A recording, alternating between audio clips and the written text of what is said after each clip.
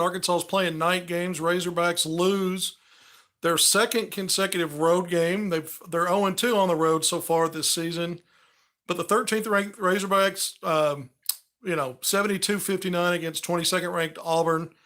Welcome to Hogvillenet YouTube Live. We do post game. We do this after every game. You always like it better when Arkansas has won the game. If you're a Razorback fan, to do this, we're going to cover several things tonight. We're going to give some updates, some small reveals, but some information that you may not have already known about the Nick Smith Jr. situation as we look ahead to Arkansas potentially getting him back down the line a little bit. They certainly could have used him tonight. And then we're going to, we'll also talk a little recruiting as like we did the last time that we came on. It's tough for Hog fans to stick around to do this and take part in this because they're probably trying to get it out of their, they don't want to digest anymore once the game ends. But I think we need to talk about some stuff that we've seen problem areas for this Razorback team now. When you look at SEC play, despite beating a ranked team in its last game at home, the SEC home opener over Missouri, that was a big comeback win. Arkansas fell behind by 17 points. Despite that, when you look at the opening loss at LSU, that's an LSU team now that's lost 2 games in a row. This was an Auburn team I don't think has been as good as what Bruce Pearl has had the last few years. Coming off a road loss against Georgia, and then Mizzou hung on and got a home win today over Vanderbilt. So Arkansas's 1-2 in SEC play. This is now back-to-back seasons under Eric Musselman. Musselman, when you look at the first 3 games of league play, where the Razorbacks now have a losing record, 1-2 this year. The record last year after the first 3 games, we know that was 0-3. And then 2 years ago, Arkansas started 1-3 as part of a 2-4 start. 1-2 as part of a 2-4 start. So they went 1-2 to start, and then went 1-2 in their next 3 games, and it was 2-4 at that point. We know these last 2 teams made it to back-to-back Elite Eight's national, final national top 10 rankings. So that's something to think about when we know right now the way Arkansas starts out in league play is just not very good season after season after season. You thought things might be different this year, but with Arkansas being shorthanded, we know Brazil's out. We're not going to use it as a crutch and excuse, but this is where they are now, and we know that things might have been different. Certainly, when you lose by 3 on the road at LSU, you might win that game with at least one of those guys.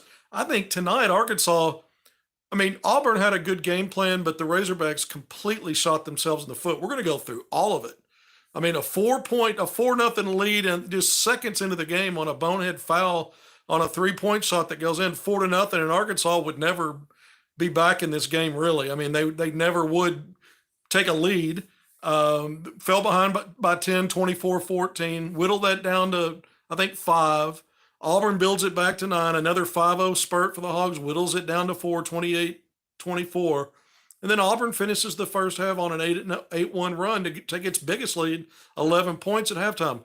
The Tigers pretty much led by double digits the rest of the way. Arkansas got it down under 10 or at 10 or just under 10, maybe 2 or 3 times, but never got it within a 2-possession game, even let alone a 1. Maybe a couple of times got it down to a 3-possession game. On the road, when you examine that, some of that was what Auburn was doing well, but a lot of it was just Arkansas self-inflicted wounds. Arkansas has been backsliding in the turnover department. They have been getting crushed in turnovers when you look at points off turnovers especially since the start of league play. That includes LSU and Missouri. Tonight they were -6 in the turnover battle, the Razorbacks were, 14-8. But -19 in points off turnovers, 25-9. This team was crushing other teams in the last 3 non-conference games when you look at it from that perspective. And since league play started, it is completely flipped. It's not even close. They're getting crushed. So the turnover battle was huge. Arkansas continues to have unforced turnovers, just silly mistakes. This team is not that good at the moment. Yeah, at the moment, after tonight, we're going through it right now, just reading that comment. But the turnovers are one thing. The thing that Arkansas did so poorly in the first 2 games of league play was hoisting up 3-point shots, 25 at LSU, making only 4. Then you turn around and you shoot 21 against Missouri. You made 6. You had a decent second half, but you shot too many. Arkansas needs to be at 15 or less. Well, guess what? They executed the game plan on the road against Auburn. They kept those 3-point attempts down for most of the night. going to the basket, getting on the offensive glass, doing all the things, getting to that free throw line. They were plus 10 in free throw attempts in this game, in attempts. But here's the problem. Arkansas didn't make free throws. They were below 50% at halftime, 8 of 17. They finished 19 of 32, but that's dreadful. You're not going to go on the road and get a gift like that where you've earned your way to the free throw line more than your opponent. It's hard enough to do on the road, but you can't not execute and finish and convert at the foul line. Arkansas hit the glass. In this game, they were plus 13 in rebounds, including plus 10 on the offensive glass, 17-7. Guess where that got them? -3 in second chance points. Auburn actually outscored Arkansas off its offensive rebounds by a margin of 11-8. Arkansas missed several chippy putbacks, close range shots, even that weren't putbacks in the paint that they should have made. Now, the big man for Auburn ends up with a double-double, 10 and 10 plus 6 blocks. And he probably altered some shots, but Arkansas had some close point-blank shots that weren't contested that they just blew. And so you cannot, so we talked about the turnovers. We talked about the free throws. Let's get back to the three-point shooting now. Arkansas minimized it, but they were once again awful. 2 of 16 what they finished, 12.5%. Auburn was 7 of 21, only 33%, but they were plus 5 in makes, and they were more efficient. Auburn was the more efficient team scoring the basketball inside the arc. We just talked about it. Arkansas ends up right around 1 out of 3, 33.9%. They were 1 out of 3, 33.3% at halftime, weren't much better in the second half. Again, you look across the board, Arkansas got beat just about everywhere. By the way, Auburn was 17 of 22 at the line, over 77%. So Arkansas shoots 10 more, but only makes 2 more. Shoots 10 more, only makes 2 more. Much more efficient for Auburn. I thought the Razorbacks completely, I'm going to say completely faltered in this game. Even, Auburn had a 15-point lead. I said it, they had double-digit leads for most of this game. But this was always a game where Arkansas, if it just strings together some smart basketball, executes, just get several possessions where they could string together and do more than a 4 or 5. They had a couple of 5-0 runs that should have been larger, but they couldn't make free throws. Anthony Black ends up leading this team in scoring with 23 points. He also had 7 rebounds, 4 assists, a block, a steal, but he only played 30 minutes. He's usually a 38 to 40-minute guy. Got in foul trouble, picked up 2 in the first half, and sat about half of the first half. But he was 13 of 16 at the foul line. That's great free throw shooting. Ricky Council had an off shooting night. He was not good shooting the basketball, but he did provide some offense in a game where Arkansas fails to score 60 points for the second time on the road in SEC play. They got capped at 59, but he did have 14 points. He shot poorly, only 5 of 15. He did have Arkansas's 2 makes from 3, but he didn't shoot well from 3. But he made both of his free throw attempts. He only got there once and made both. Everybody else, it was Arkansas frontliners. It was guys like Mekhi Mitchell, 0 for 3. Jalen Graham, who we haven't talked a lot, got extended playing time because of foul trouble for guys like Kamani Johnson and others in this game.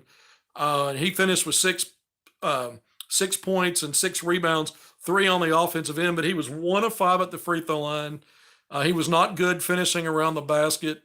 And I thought he actually struggled, even though production-wise, he actually gave Arkansas more than he has, but it just wasn't enough. I can keep talking about Kamani Johnson 1 and 2 at the foul line. His 2 free throws, by the way, came when Mekhi got hurt on a hard foul going to the basket, and so Bruce Pearl got to pick the free throws here. It was Kamani, but the 1 of 2 was better than Mekhi's 0 for 3 to that point. So. When you start adding up all the deficiencies, I'm mentioning guys' names. I'm kind of picking on everybody. As good as Anthony Black's stat line looked, and he kept Arkansas on this, fairly within reach, you could maybe argue, he had 4 turnovers. Ricky Council with 3. Jordan Walsh, who's been playing really well for Arkansas, including efficient shooting, only 2 for 10 in this game. He was 2 of 4 at the free throw line. Well below his percentages on the season in both areas. He did get 10 rebounds for Arkansas. Jordan Walsh is a battler, man. This is a blue-collar guy. It just was not a good. So you had another game, 2 of 16 from 3. You minimized, you shrunk down those attempts a little bit, but you weren't very good on the ones you got. And I thought Arkansas did as much as Auburn did to keep that advantage above 10. I'm not saying Auburn wouldn't have won. That team's won 27 straight games at home. That dates back to 2 seasons ago, 2021, when, by the way, Arkansas won at Auburn in the SEC opener on December 30th by 12 points in a comeback win. But later on, at the end of the year, I think Auburn strung together 2 consecutive wins to finish out a very below average season for that program. They went 16-0 at home a season ago. We know they played Arkansas in the lone matchup against the Hogs in Fayetteville when they were number 1, and Arkansas won that game in overtime. But Auburn's now 9-0 for this season so far at home. So that's, they're I don't know. I just probably screwed the math up there somewhere. I think they were 2-0 to finish up 2 seasons ago last year. I think they were 6-18, and now they're 9. Yeah, 27. That's 27 in a row. So it's not easy to win there, but Arkansas never really gave itself a chance to challenge in the last 3 or 4 minutes of the game in crunch time. What we've seen Arkansas do so many times, even at LSU, they had a chance. They didn't give themselves a chance. Too many missed opportunities, too many missed free throws, too many turnovers. A lot of those were just gift wrap for Auburn. And you saw guys like Auburn step up. Wendell Green Jr., who's erratic. He's up and down, gets going early. He was the one that had the 4-point play to start the game. Devo fouled him on that 3-point shot, and he was getting it inside and out. Alan Flanagan off the bench, who's really struggled since his injury issues after being a projected draft pick, a first rounder 2 years ago before getting hurt.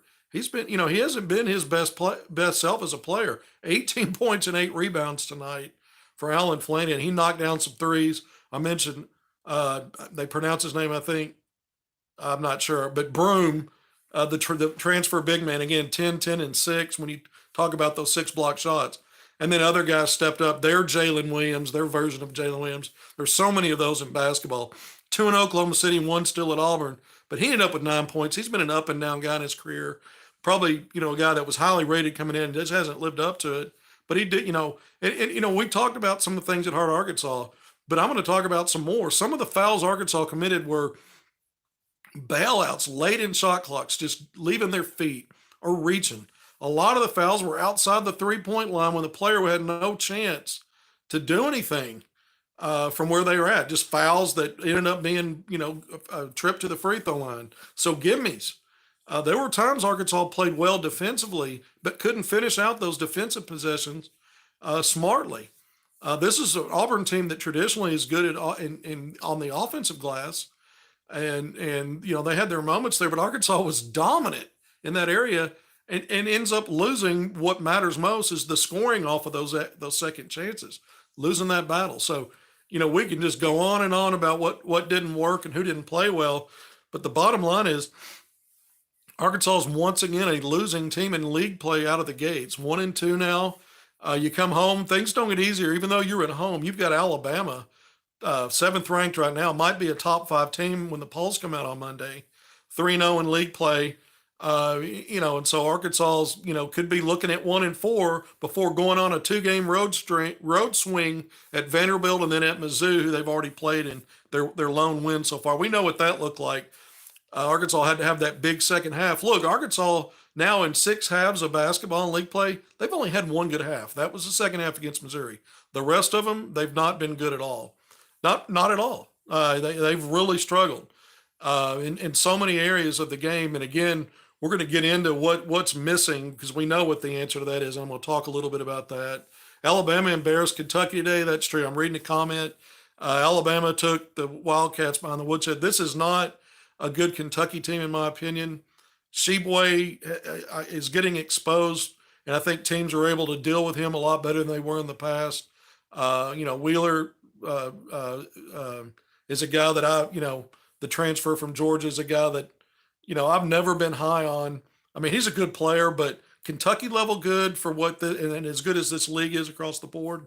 I'm picking on some of the Wildcats. I just, this is not one of their better teams. That's that's an easy observation to make. They do have the 3-point home win over LSU. LSU pretty much got handled on the road at A&M.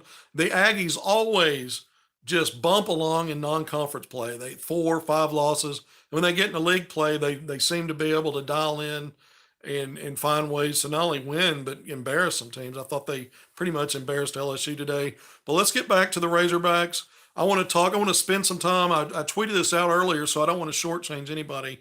I said that I was going to have some revelations with Nick Smith Jr.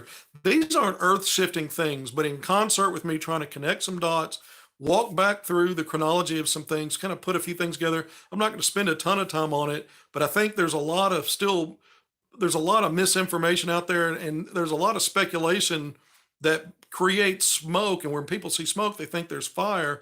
And in some cases there is, but sometimes it's just not that way.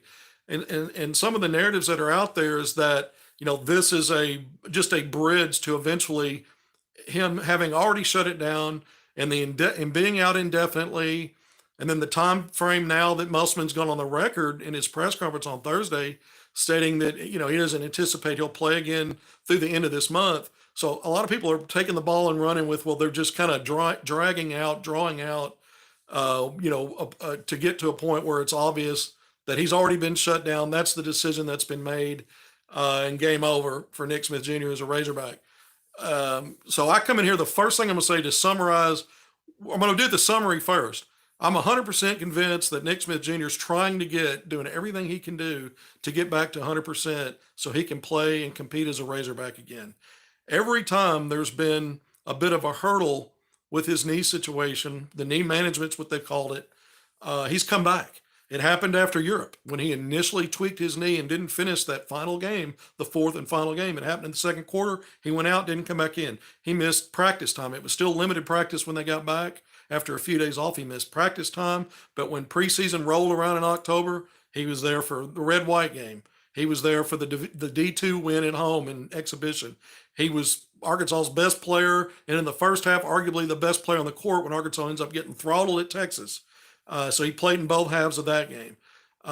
Something happened between the end of that game, which was the last exhibition game, and the lead up to the first game in the regular season, which was the home opener on November 7th. So just a few days, about 72 hours before that, something happened, and it ended up being another situation where he was going to be out.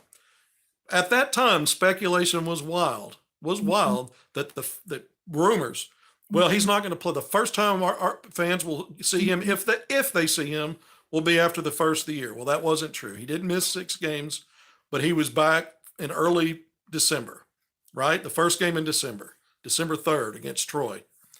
So he did return.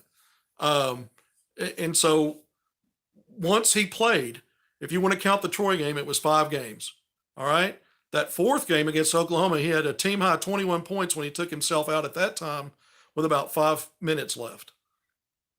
But he didn't shut things down. He didn't disappear. It wasn't, well, time to put him on the shelf. He was back when Arkansas played a week later against Bradley in North Little Rock. It was in the early stages of the Bradley game, in the early stages of the second half, where he came out again, dealing with that knee situation, and he did not get back in the game. And it was from that point, once that was over, that the phraseology of, indefinitely out was used. Okay. So let's go from there. This is where I'm going to talk about things that have kind of transpired since then, because we went from indefinitely out and Nick Smith being on the bench with the team for North Carolina Asheville at home, the last non-conference game before league play, and then on the road at LSU, he was on Arkansas's bench. He was a part of that. Arkansas's next game was at home against Missouri on Wednesday, just a few days ago. And just prior to that game, Arkansas didn't put out a press release, but a team spokesman put out information about that Nick Smith would not be on the bench, was away from the team with an assessment. Eric Musselman, the following day, after Arkansas beats Missouri, then on Thursday, the following day, in his press conference to preview Auburn, went further.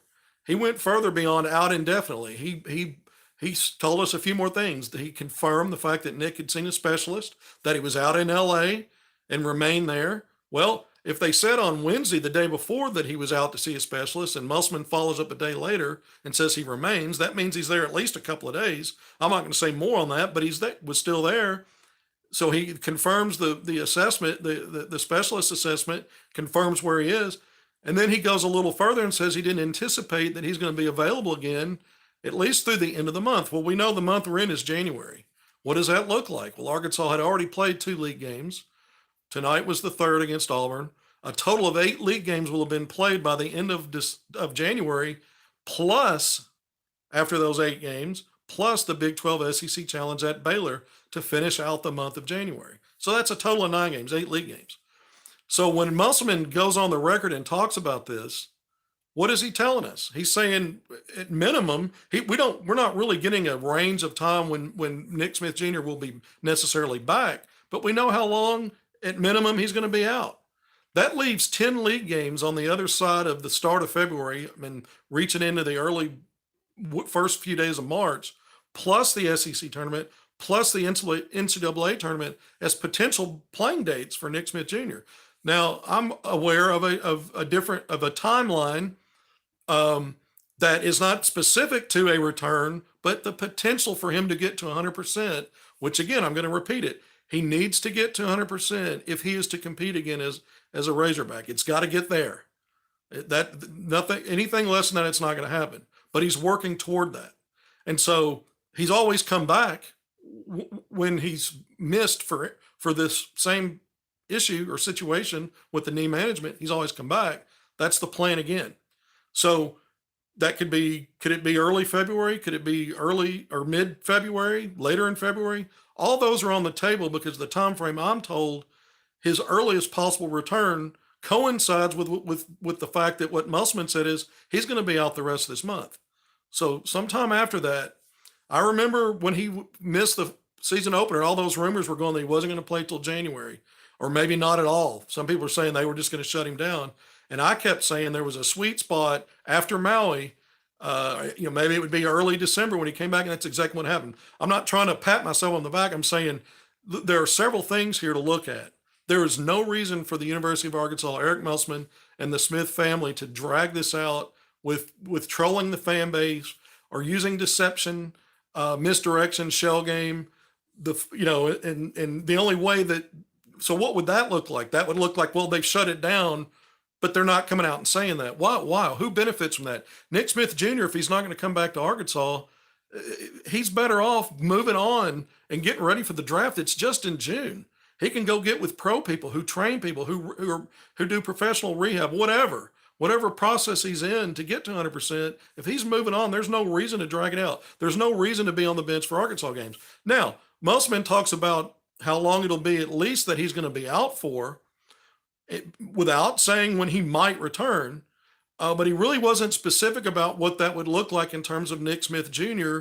being with the team on the bench again, which is what he did. He did it each time he was out, before the first 6 games, and then again after the 2 games leading up to this one, leading up to the Missouri game, he was on the bench with his teammates and with the team, not out helping himself for the draft, doing those things. So Musselman didn't get into that. I can tell you right now, because fans are going to speculate, there are going to be just a few games that he's going to be away as he goes through his process. But it's not going to be a thing where the next time you see Nick Smith Jr., if at all, will be when he's ready to return to play for the Razorbacks, or if at all. He's going to be back on the bench with his team. School starts back either the 16th or 17th, the spring semester. So again, I'm going to go back to, if he shut it down and not coming back, and that's the plan, then why be in school? Why be part of the team? The best thing for him to do is to move on. The best thing for Arkansas to do is not have any distractions, to work with what they got. For Musselman's not going to go on the record and give any kind of time frame if he knows the guy's out the door. So all these things that are out there, I'm not trying to shill for anybody. I'm trying to use common sense coupled with some things I know that I can't speak on more specifics on, but I kind of have. I've given you a revelation. He's going to be back on the bench with this team. This process he's in now, after getting we'll call it a second opinion, the latest opinion, whatever. But the thinking now is it just is going to take more time. It's going to take more time. And so that kind of, that might seem obvious given what Musselman said, that he won't be back this month. He missed 6 games before. And by the end of this month, they'll have played 8 league games in a Big 12 SEC challenge. So you can do simple math on your own and understand that this process is going to take a little more time. But I also want everybody to understand, and I know I probably sound preachy and like I'm lecturing. I don't want to come across that way, but there's just a lot of stuff out there. I know Arkansas fans are frustrated with it. They're frustrated with another slow start in league play.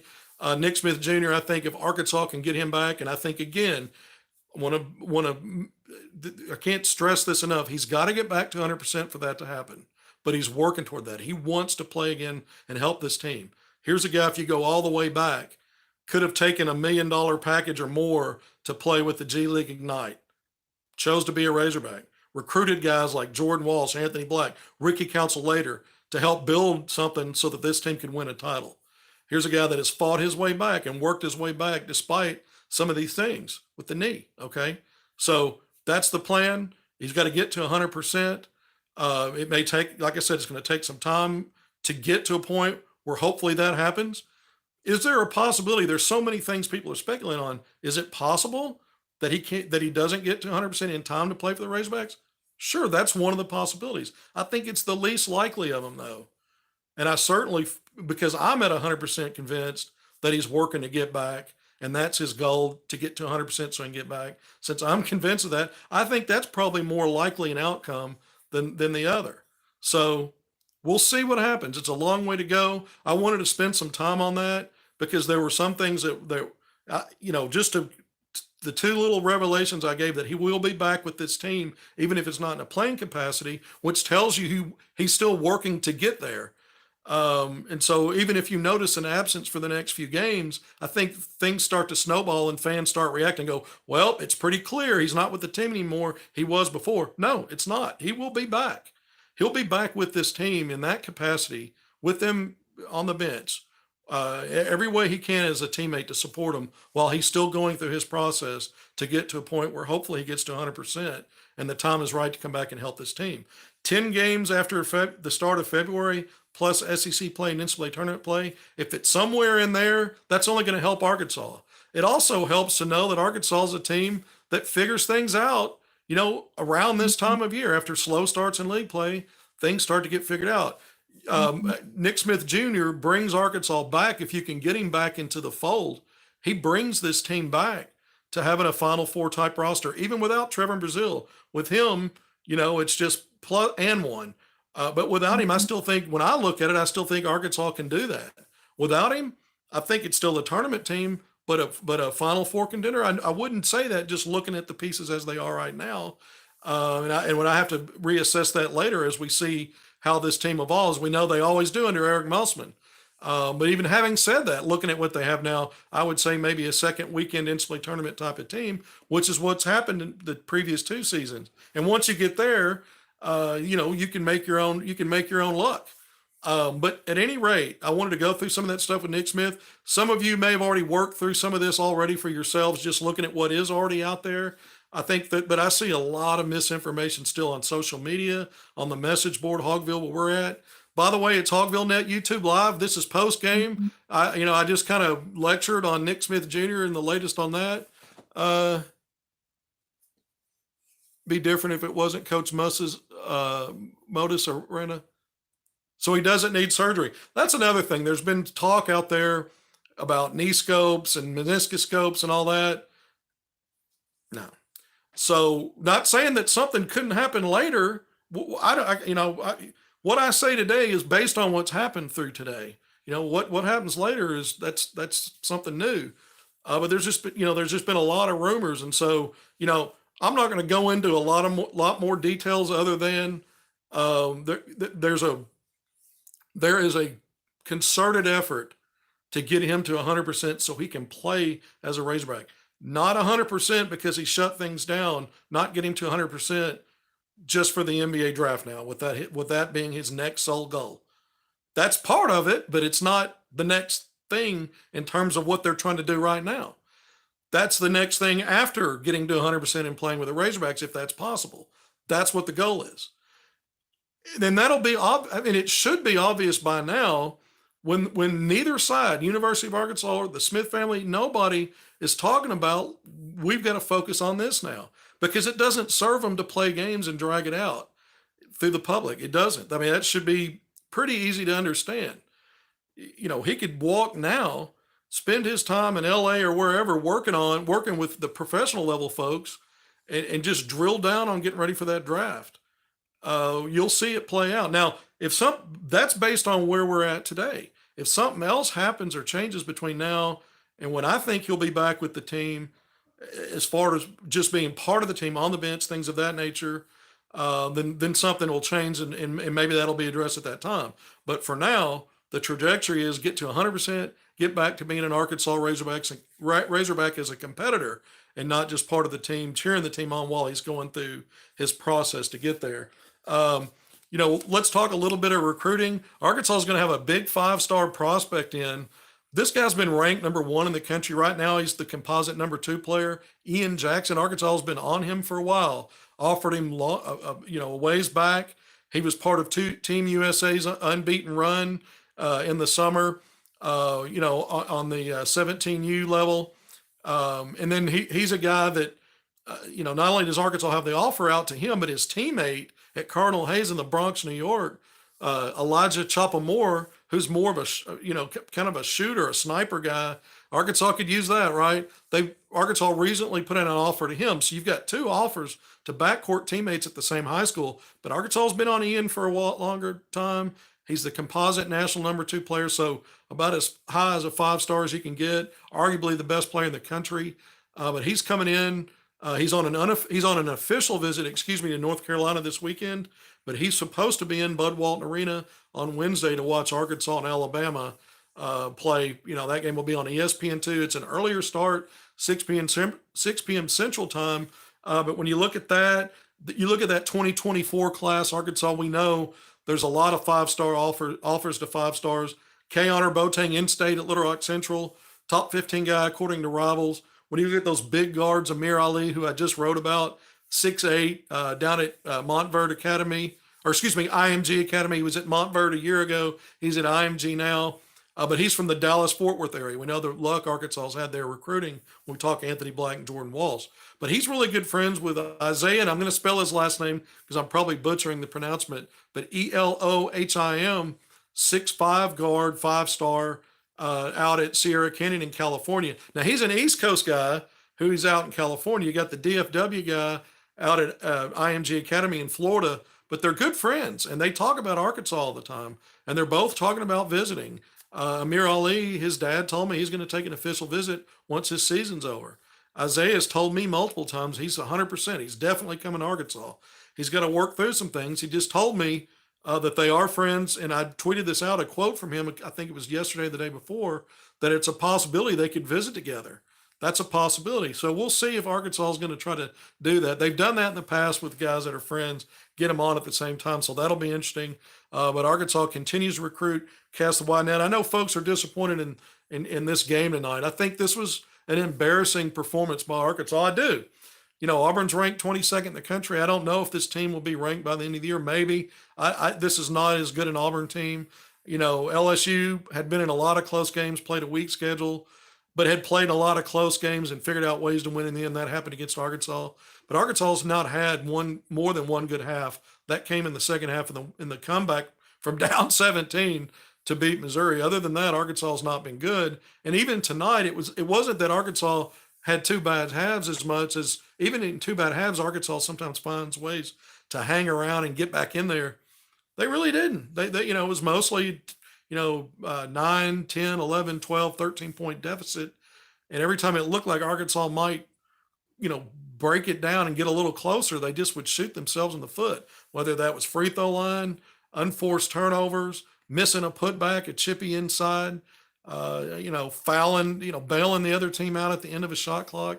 It was just a lot of that early and often in this game, and the Razorbacks could never overcome it. Hogvillenet YouTube Live, it's good to be with you. I don't know, I've seen some of the comments. I haven't gotten to enough of them. I tend to be that way because I kind of talk a lot about everything.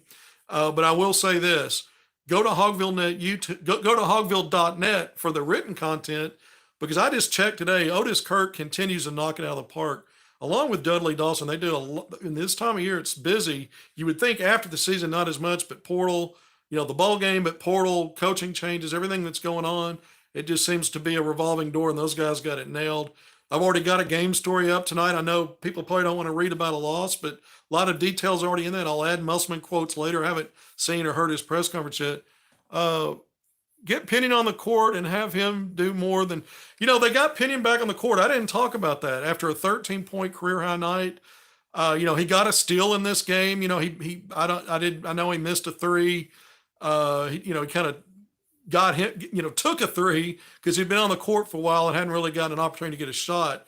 I don't think Arkansas probably moved the ball as well, but Arkansas was really focusing on not taking threes, which I thought was smart. That's their best basketballs to get it to do what it did. But what happened? You go to the line and shoot 32 free throws and you don't make enough. You barely get, you're just over 50%. You get in the paint. Look, I didn't say this. The game, both teams had 32 points in the paint. Most of the season, Arkansas's dominated there as well. They were -2 against Missouri and -2 at LSU.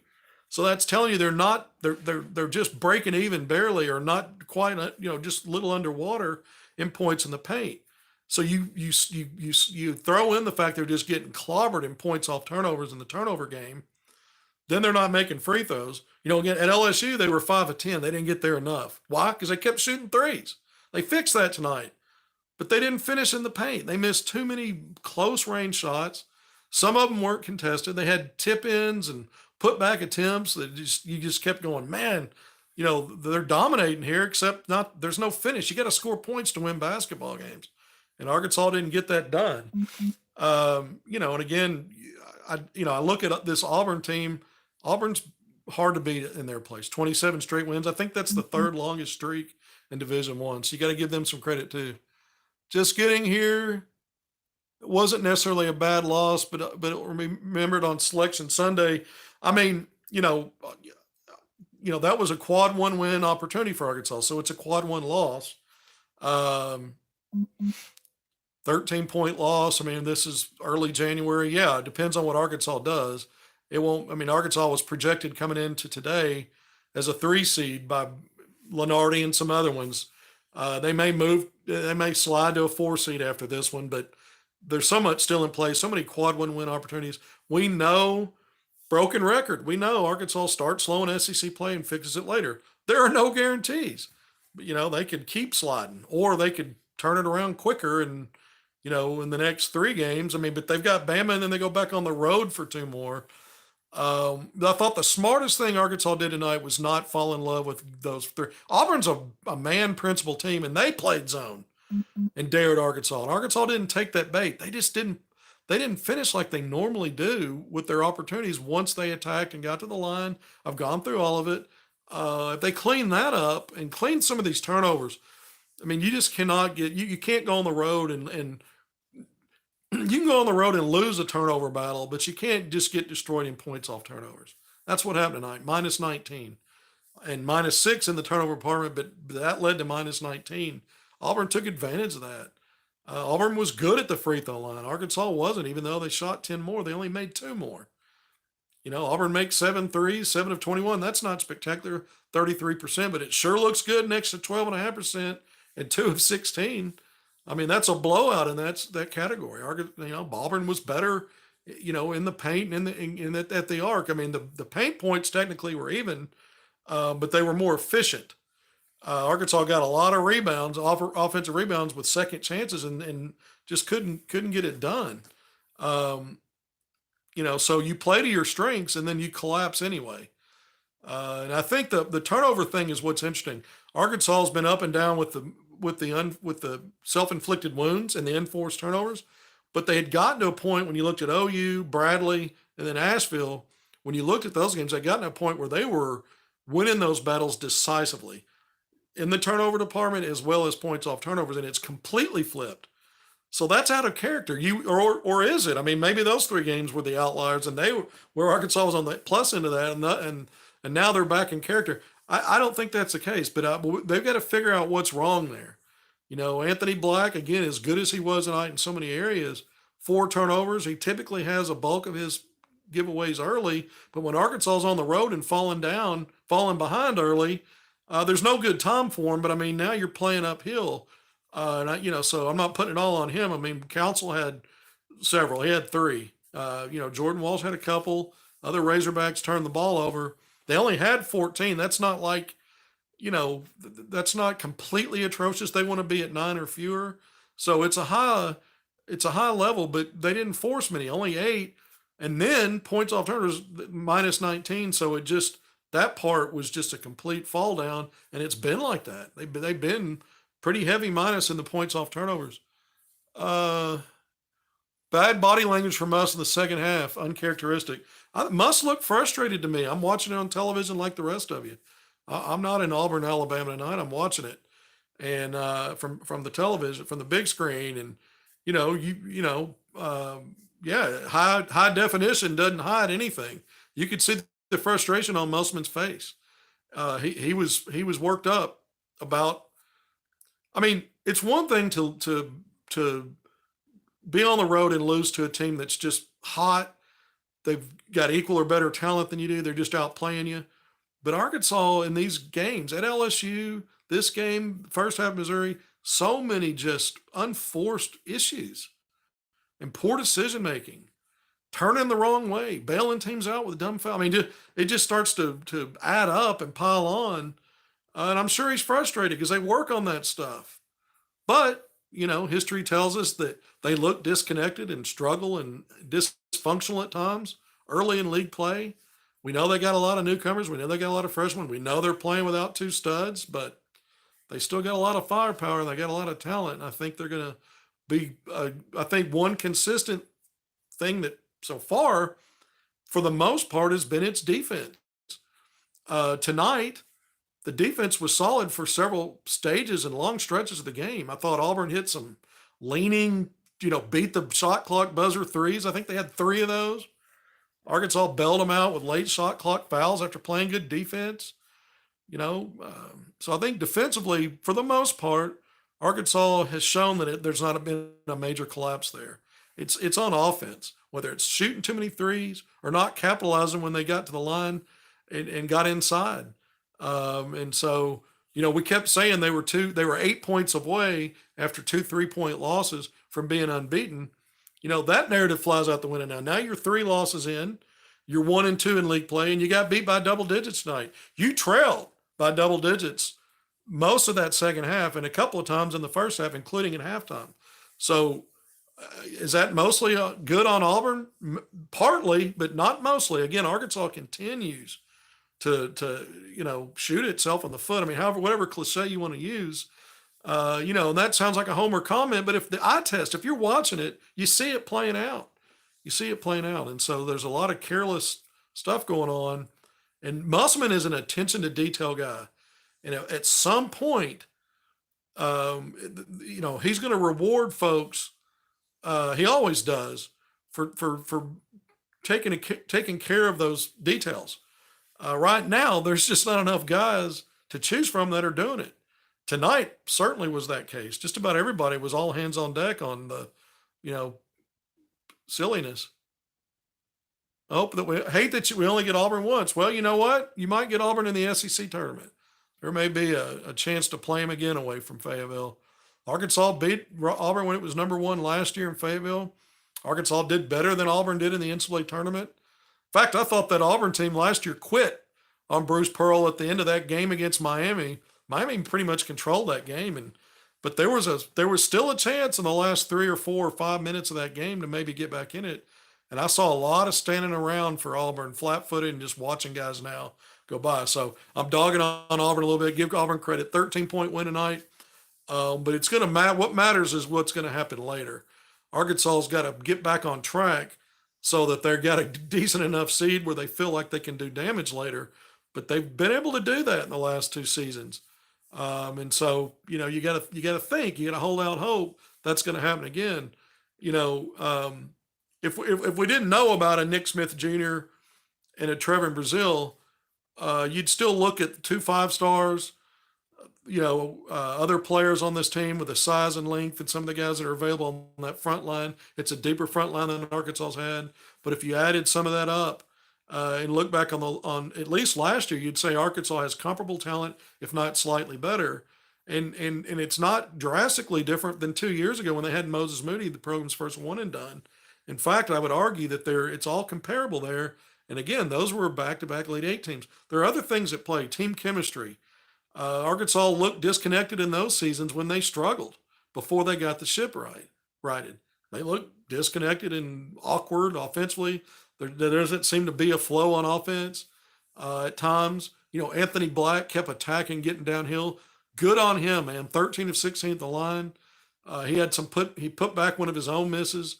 Had a dunk where he just went down the pipe and nobody got in his way, and probably a good idea they didn't, because he was dunking that whether someone challenged him or not.